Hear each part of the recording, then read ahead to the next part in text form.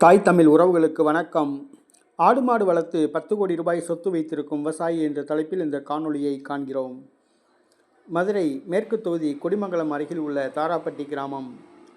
அந்த 2 மாடுகளை அழைத்து செல்கின்ற விவசாயி இவர் அந்த ஊரில் 10 கோடி ரூபாய் சொத்து வைத்திருக்கிறார்.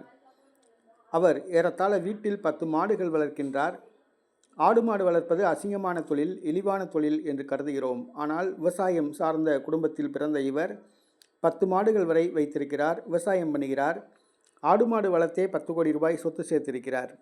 இன்றைக்கு படித்து சாஃப்ட்வேர் இன்ஜினியர் ஆனாலும் மருத்துவர் ஆனாலும் கூட வெளிநாடு சென்று பணம் சம்பாதித்தாலும் கூட 10 கோடி ரூபாய் சம்பாதிப்பது பெரிய விஷயம். ஆடு மாடு வளர்த்து 10 கோடி ரூபாய் சொத்து வைத்திருக்கிறார். தினமும் அதிகாலை 6 மணிக்கெல்லாம் மாடை கூட்டிகிட்டு போகிறாப்புல, தண்ணி காட்டுறாப்புல, குளிப்பாட்டுறாப்புல, சாணி அள்ளி போடுறாப்புல, பால் கறக்கிறாப்புல, பாலை விற்கிறாப்புல. ஏறத்தாழ 10 மாடுகள் வளர்க்குறாப்புல. இன்றைக்கி விவசாயிகள் தான் மிகப்பெரிய செல்வந்தர்கள் என்று சொல்லணும். இன்றைக்கி விவசாயிகளை நிறைய பேர் இழிவாக பேசுகிறாங்க.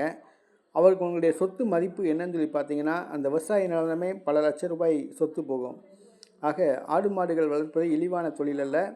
மாட்டிலிருந்து தான் நெய் கிடைக்குது, பால் கிடைக்குது, தயிர் கிடைக்குது, மாட்டு கறி கிடைக்குது சாப்பிட்றதுக்கு. ஆக நமக்கு தேவையான அனைத்து பொருட்களும் மாட்டிலிருந்து தான் கிடைக்கிது. ஆடு மாடு வளர்ப்பது இழிவான தொழில் அல்ல. இன்றைக்கி ஆடு மாடு வளர்த்தே 10 கோடி ரூபா சொத்து சேர்த்துருக்காப்புல இந்த விவசாயி. அது உண்மையிலேயே பெருமை தான் அது.